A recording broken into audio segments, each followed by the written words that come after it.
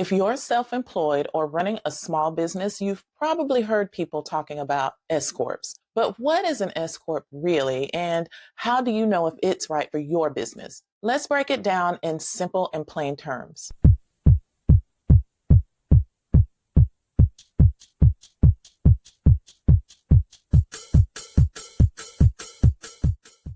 An S corp isn't a type of business, it's a tax classification. That means you don't form an S corp directly. You start by forming an LLC or a corporation, and then you elect to be taxed as an S corporation by filing Form 2553 with the IRS.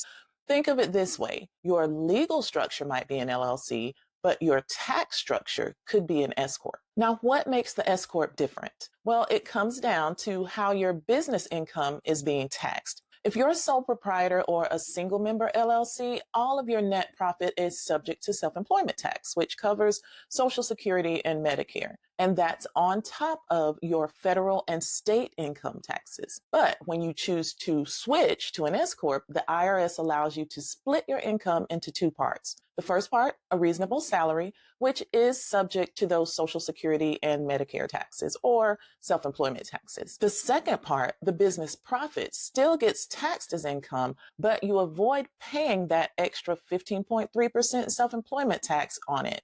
This is where the tax savings can really add up. Now, of course, the IRS doesn't let you skip out on taxes entirely. That's why they require you to pay yourself a reasonable salary first. That salary has to be based on what someone in your role would typically earn doing similar work. It can't be artificially low just so you can avoid taxes. Now, once that reasonable salary is paid through payroll, any additional profit can be distributed to you without additional payroll tax.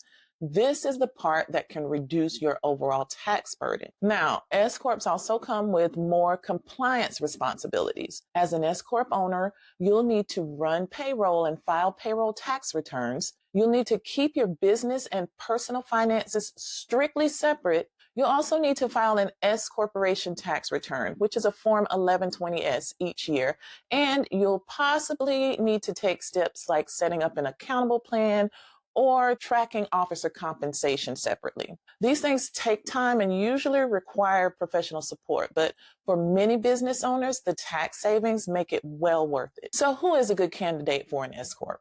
Generally, it makes sense to consider the switch if the following are true. Your net business profit is consistently above the threshold where the tax savings outweigh the added cost of payroll and filing. Also, you're already doing everything you should for compliance and record keeping, and you are ready to treat your business more formally and take advantage of advanced tax strategies. Now, the S corp election doesn't make sense for everyone, especially if your business is new or you're not yet seeing a profit.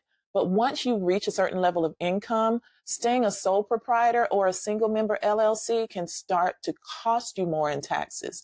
And that's when you want to consider making the switch. Beneath this video is the link to my S corp startup checklist. If you're considering making the S corp election for your business, it's going to walk you through how to make that happen, as well as show you what you'll need to do to maintain your S corp. If you're wondering whether switching to an S corp makes sense for your business and want an analysis to determine that, just book a call with me using the link beneath this video, and we'll run the numbers to help you determine if an S corp is going to be right for you and your business. This is Tasha with West Financial Services, LLC. Like, follow, and subscribe for more tax strategies and education for individuals and small businesses.